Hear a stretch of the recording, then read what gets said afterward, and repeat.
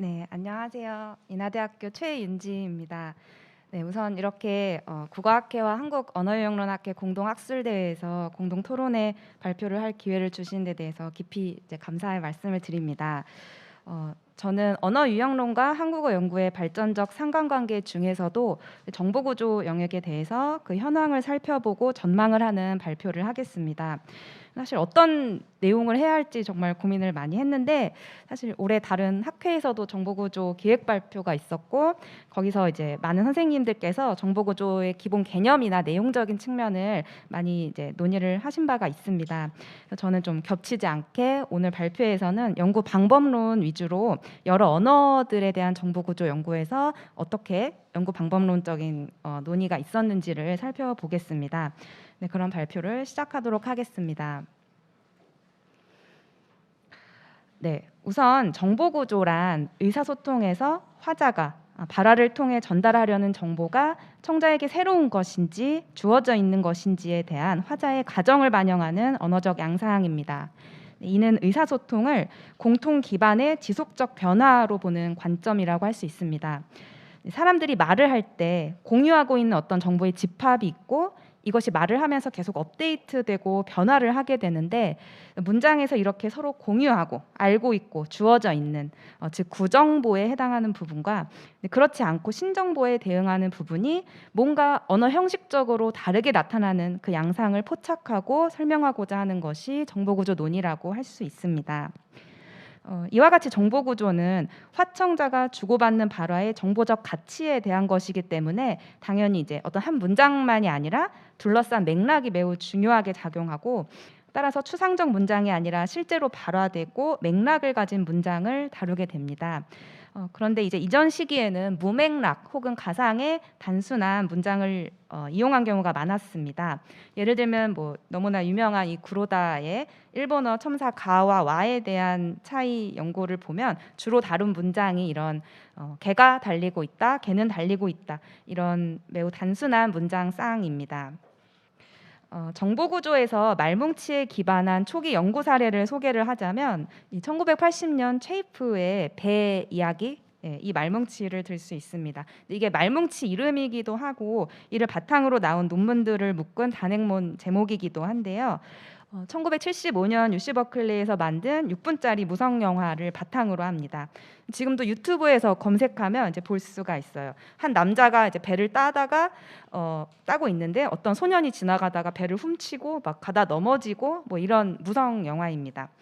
근데 이거를 이제 피실험자들에게 보여주고 나서 그 내용을 말해달라고 해서 얻은 구술 자료 이런 걸 전사해서 뭐 담화 분석을 하고, 이때 정보구조 관련된 분석도 포함되어 있습니다. 이제 이와 같이 자연 발생 담화를 자료로 해서 분석하는 정보구조 연구가 현재는 주류를 차지하고, 더 나아가서 이런 담화나 텍스트 하나만 가지고 하는 것이 아니라 상당한 양으로 말뭉치를 구축해서 연구하는 경우가 많아졌습니다. 이러한 정보구조의 말뭉치 연구는 다시 이제 말뭉치 중심, 정보구조 중심으로 나눌 수 있습니다. 말뭉치 중심 연구란 주어진 말뭉치를 정보구조적으로 분석하고 주석을 다는 방식에 초점을 둔 연구고요. 정보구조 중심이라는 것은 말뭉치를 이제 이용해서 정보구조적 사실을 밝히는 데 초점을 둔 연구를 말합니다. 당연히 후자가 더 일반적입니다. 뭐 여기 버너앤 워드의 예를 들었는데요. 어떤 살펴보고자 하는 언어 현상을 이제 말뭉치에서 찾아서 연구하는 거죠. 네, 저는 이제 그것보다 이 전자 말뭉치 중심 연구에 대해서 오늘 살펴보고자 합니다. 그래서 본고는 한국어 및 세계 여러 언어들을 대상으로 한 말뭉치 중심 정보구조 연구의 현황을 살펴보며 의미 문제점을 분석하고 전망을 탐색하려고 합니다. 그래서 우선 2장에서는 정보구조의 기본 범주를 간략히 소개하겠습니다. 주지하다시피 구정보, 신정보라고 이제 둘로 나누는 것이 아니라 여러 기준에 의거해서 더 세분을 하게 됩니다. 우선 구냐, 신이냐를 평가할 때 두 가지 서로 구분되는 층위가 있습니다. 절대적 혹은 지시적 정보지위라는 것이 있고, 상대적, 관계적 정보지위가 있습니다. 우선 절대적 정보지위라는 것은 그 문장에 나타난 지시체가 청자의 기억이나 의식에 존재하는지 이것과 관련이 되는데요. 뭐 대화 중에 앞에서 발화가 돼서 청자의 의식에 활성화되어 있다. 이건 이제 담화구라고 하고, 뭐 이전 담화에 나타난 것은 아니지만 청자의 기억에 있다고 보는 것은 담화 관점에서 신, 청자 관점에서 구, 뭐 이렇게 기술을 하고, 이전 담화에도 없었고 청자의 기억에도 없었던 것은 청자 신, 이렇게 얘기를 합니다. 이 프린스의 용어를 쓴 것인데요. 여기 3번 이제 얘의 대화를 보시면, 유영론 학회는 회장이 누구셔? 라는 질문에 대해서 목쌤이 회장이셔. 이렇게 했을 때 목쌤, 이거는 담화 신이면서 청자 구가 되겠죠. 그래서 이 말을 하는 화자는 이제 앞에 담화에서는 목쌤이라는 이 명사구가 등장하지 않았지만 청자 A의 기억에 목정수 선생님의 표상이 있다고 생각을 한 것입니다. 다시 이제 위로 올라가서 이 정보지위 중에 상대적 정보지위를 보시면, 이것은 문장의 어떤 부분이 정보 전달에서 어떠한 역할을 하는지에 따른 것입니다. 쉽게 말하면 문장의 어떤 질문에 대한 대답이냐, 이거를 따지는 것으로 주어진 부분인 전제 그리고 새로운 부분인 초점으로 나눌 수 있습니다. 3의 대화를 이제 아까 그 문장을 다시 보시면 목쌤이 회장이셔. 이거는 회장이 누구냐에 대한 이런 질문에 대한 대답이기 때문에 회장이셔, 이 부분은 주어진 전제에 해당하고 진짜 대답이 되는 목쌤이, 이 부분이 초점이라고 할 수 있습니다. 그 뒤에 대화를 더 보시면 그렇구나, 총무는 누가 하시고? 정혜권 선생님이라고, 그분이 총무하셔. 목쌤하고 친하시더라고. 여기를 보면 사실 이 부분이 좀 제 발표 뒷부분에서 중요한데요. 여기서 이제 밑줄 친 목쌤하고 친하시더라고는 사실 상대가 직접 질문한 거에 대해 대답한 게 아닙니다. 근데 이 화자가 바로 앞 문장을 얘기하면서 정혜권 선생님이라는 실체를 새롭게 도입을 했고, 그러면 자연스럽게 상대방이 정혜권 선생님은 어떤 분이야? 누구야? 이런 의문을 가지겠구나 생각을 해서 목쌤하고 친하시더라고, 이런 문장을 발화한다고 볼 수가 있죠. 그러면 이 문장은 바로 이 질문에 대한 대답이라고 볼 때 여기 실현된 이 괄호친 부분 전체가 새로운 정보인 초점이 됩니다. 이렇게 전제와 초점의 구분은 질문에 의해서 이루어지는데, 이 질문은 명시적으로 상대방이 한 질문일 수도 있지만 화자가 말을 이어나가면서 상대방이 궁금해할 것으로 상정하는 암시적인 질문일 수도 있습니다. 이렇게 정보구조의 기본 개념, 범주를 살펴봤고, 이제는 말뭉치 중심 정보구조 연구의 흐름을 하위 주제들로 나누어 살펴보도록 하겠습니다. 우선 말뭉치를 이용할 때 어떤 성격의 말뭉치를 이용하는지 분석을 하겠습니다. 당연한 거지만 어떤 말뭉치를 이용하느냐에 따라 나타나는 현상도 다르고 도출되는 원리도 다를 가능성이 높겠죠. 저는 이제 3가지로 나눠봤는데, 일반적 말뭉치, 과제 기반 말뭉치, 평가 말뭉치입니다. 우선 일반적 말뭉치란 우리가 흔히 이용하는 자연 발생 발화 말뭉치를 말합니다. 그래서 여러 사용력을 균형 있게 모은 것도 있고, 뭐 특정 사용력만 집중한 경우도 있습니다. 여기 사례들이 있는데 시간 관계상 넘어가겠습니다. 두 번째 유형을 좀 자세히 볼 텐데요. 과제 기반 말뭉치, 이것은 어떤 질문에 대한 답변을 모은 것 혹은 그 기타 어떤 과제를 수행한 발화를 모은 말뭉치입니다. 여기 하나의 예로 스코피티아스 에탈의 2006 여기 질문 답변을 위한 질문지를 들 수 있는데, 예를 들면 어떤 그림들을 이제 사람들한테 보여준 후에 그 내용에 대해 질문하면 답이 이제 오겠죠. 그 답변을 모은 것입니다. 그래서 여기 실제 예를 하나 보면 이렇게 그림 4개가 주어집니다. 그리고 나서 옆에 문장 질문을 합니다. 뭐 여기 파란 하늘이 있는 그림에서 남자가 남자를 때리고 있나요? 방 안에서 남자가 의자를 차고 있나요? 뭐 정원에서 누가 여자를 때리고 있나요? 뭐 이런 식으로. 그래서 쭉 보시면 의문문 형식이 지금 다양하죠. 판정 의문문, 설명 의문문, 선택 의문문 등이 주어지고, 이거에 대해 화자들이 어떠한 문장 형식으로 어떤 표현으로 대답하는지를 살펴보는 것입니다. 그럼 여기서 초점이 어떻게 표현되는지가 드러나겠죠.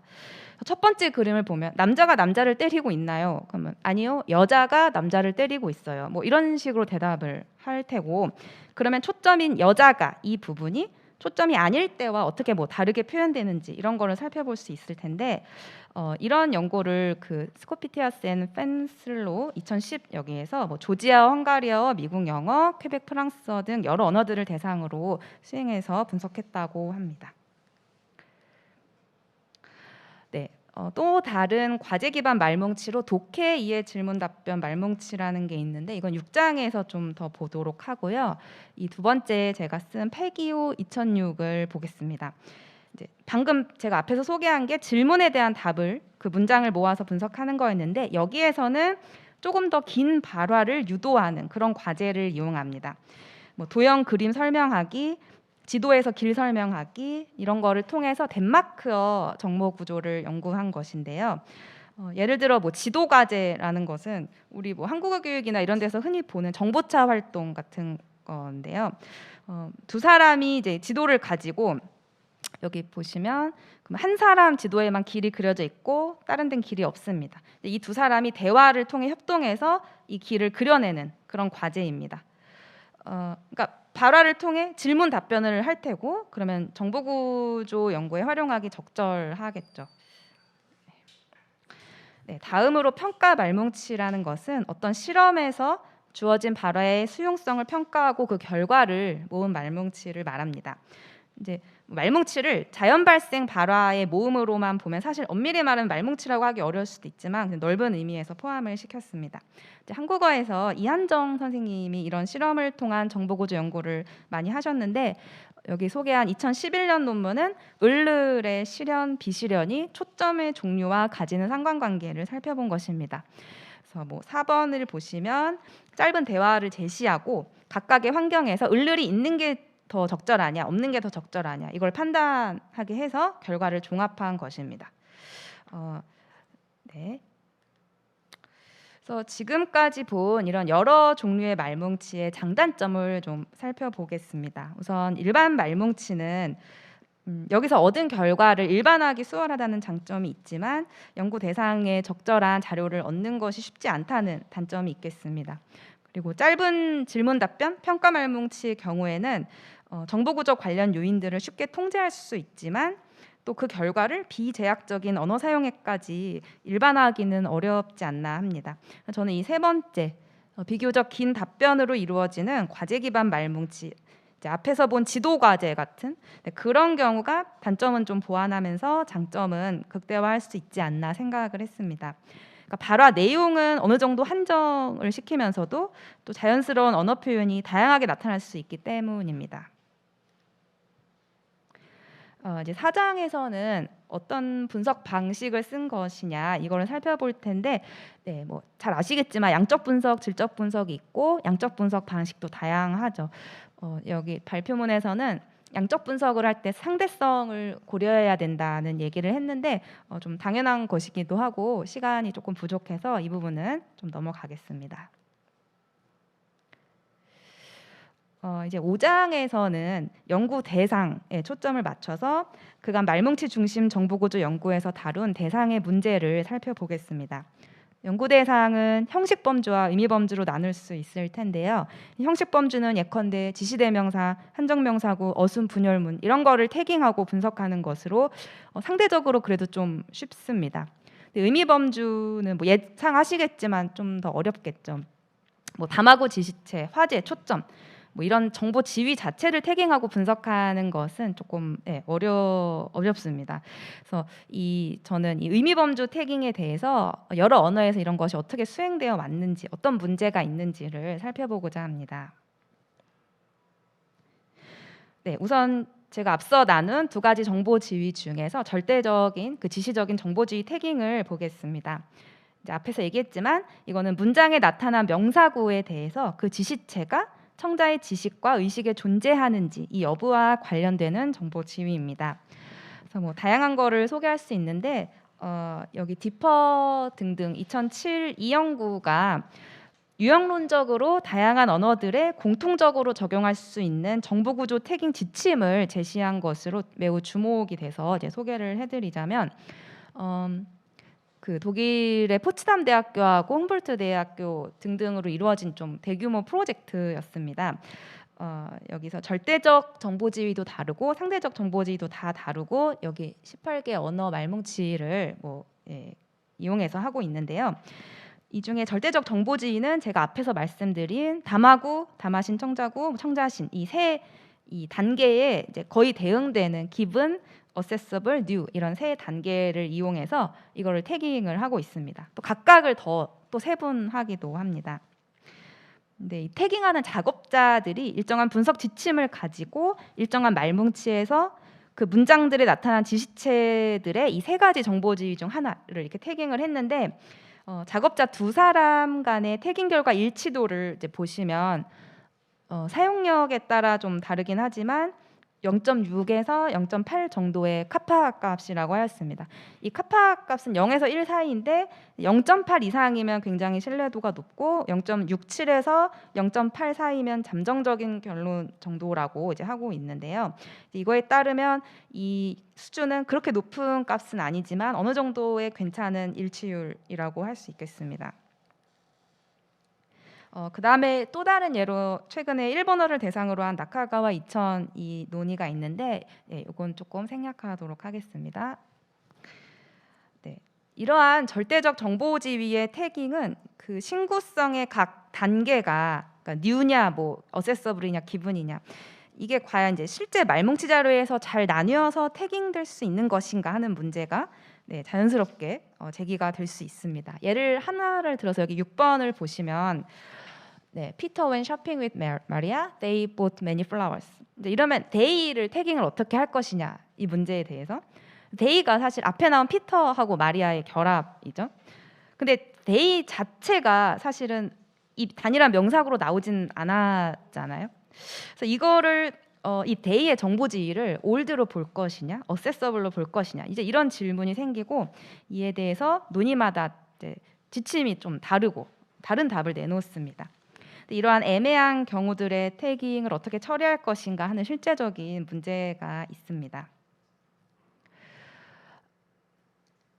그래서 이러한 절대적 정보지위 주석이 한국어에서 뭐 이런 말뭉치가 있지는 않은 걸로 제가 알기로는 이제 그런데 뭐 관련된 작업으로 최근 국립국어원에서 이 모두의 말뭉치를 공개했고 여기서 이제 다양한 의미 정보 태깅이 이루어졌잖아요. 그래서 여기에서 관련된 말뭉치 2가지 정도가 있다는 건데 이 부분은 또 오늘 본격적으로 하지 않아도 될 것 같습니다.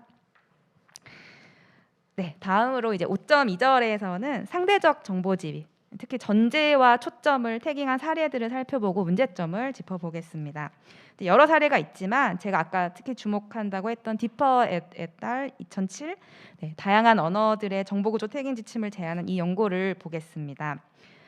여기에서는 정보구조 논의들에서 일반적으로 하는 방식대로 아까 제가 말씀드린 대로 문장이 어떤 질문에 대한 답이냐 이거를 통해 초점을 판별하고 만약에 질문이 직접 주어져 있지 않으면 맥락에 따라 적절한 암시적 질문을 상정을 합니다. 근데 이때 하나의 어떤 유일한 암시적 질문을 확정하는 것이 과연 언제나 가능한가 하는 의문을 제기할 수 있습니다. 이 연구에서 마련한 지침대로 분석자들이 초점 태깅을 했는데 일치도가 13.99%로 아주 낮은 수준이었다고 합니다. 그래서 이 초점 태깅이 도대체 어떻게 이루어진 것인가 구체적으로 12의 예를 살펴보겠습니다. 뭐 이런 옛날 얘기 이런 거 많이 이용하죠. Once upon a time there was a wizard 이렇게 이런 문장으로 얘기가 시작되면 이건 아직 어떤 선행 담화가 없으니까 전체가 다 초점이다. 그리고 뭐 He lived in a beautiful castle 이러면 What about the wizard에 대한 대답으로 이해할 수 있으므로 he를 빼고 이제 뒷부분이 초점이고 다 문장도 보시면 이거는 이제 캐슬에 대한 것이다. 그래서 이렇게 초점을 태깅을 하고요. 근데 마지막 문장을 보시면 One day the wizard decided to leave his castle 이렇게 했을 때 이거를 이제 이 지침에서는 이거는 what happened 이거에 대한 대답이다. 이렇게 간주를 해서 The wizard부터 끝까지를 초점으로 태깅을 합니다. 여기서 이제 뭐라고 하냐면 이 12라는 새로운 단락을 여는 것이므로 텍스트 시작 문장과 기능이 유사하다. 따라서 The Wizard는 이전에 언급되기는 했지만 암시적 질문에 대한 대답으로 필수적인 부분이 되고 따라서 초점에 속한다. 이렇게 얘기를 했습니다. 그런데 과연 이제 반드시 그러하냐? 이거를 한국어로 표현을 해본다면 어느 날 이 마법사는 아니면 이 마법사가 성을 떠나기로 결심했어요. 이제 두 개, 는이라고 할 수도 있고 가라고 할 수도 있고 다 가능하고, 이 중에 고른다면 사실 더 관습적으로는 마법사 는이 더 이제 한국어에는 자연스럽게 느껴지는데, 이제 이 말은 이 마지막 문장이 어떤 질문에 대한 답이냐라고 했을 때 What happened뿐만 아니라 그 마법사 어떻게 됐어? 이런 질문도 가능하고, 한국어에서는 화자가 이 중에 어떤 것을 염두에 두느냐에 따라 조사의 선택이 달라지는 것으로 보입니다. 그러니까 12라에 대해서 초점이 뭐고 전제가 뭐냐라고 했을 때 그 앞선 문장들의 의미만 보기보다는 그 12라 자체 그 문장의 형식도 같이 고려해야 이 문장이 어떤 암시적 질문에 대한 것이냐, 이거를 제대로 파악하고 정보 구조를 분석해낼 수 있는 게 아닌가 합니다. 영어에서는 조사가 없지 않느냐, 당연히 있는 이가의 차이는 없지만 영어에서는 이제 화자가 문장의 정보 구조를 어떻게 생각하느냐에 따라서 문장 강세의 위치가 달라지는 것으로 잘 알려져 있는데, 그럼 이 11라에 대해서도 이러한 형식을 고려하는 게 중요하다고 생각합니다.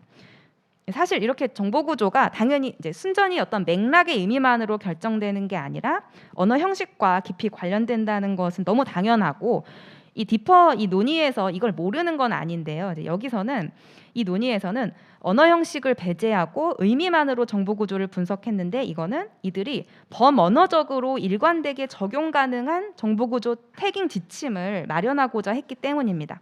그래서 최대한 어느 특정적인 어떤 형식적인 거를 좀 배제를 한, 그걸 스스로도 밝히고 있습니다.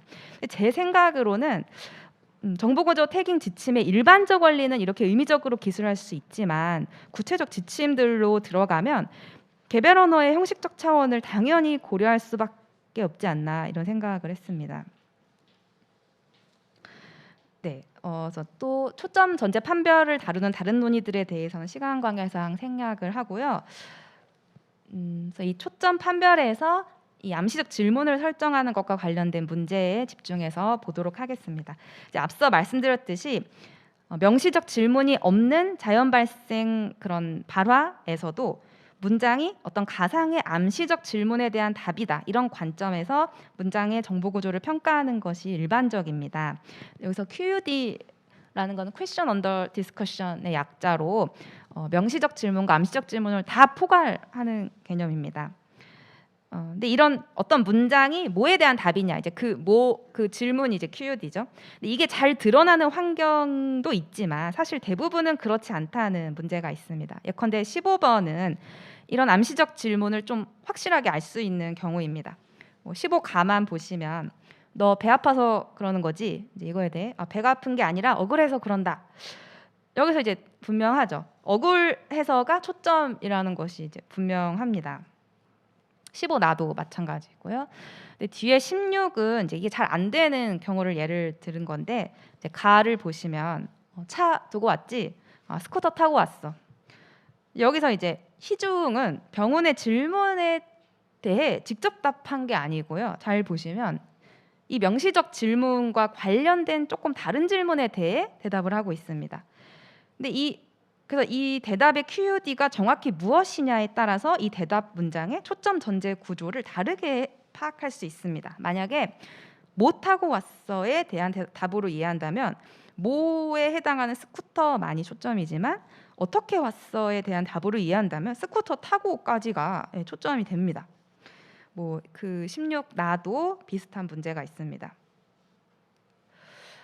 그리고 지금 방금 본 이 스쿠터 타고 왔어의 예에서도 드러나듯이 어떤 명시적 질문이 있고 여기에 답을 한 경우라고 해도 사실 그 문장의 QUD가 바로 선행하는 그 질문이 아니고 관련된 다른 질문인 경우가 우리 일상 언어 생활에서 매우 흔합니다.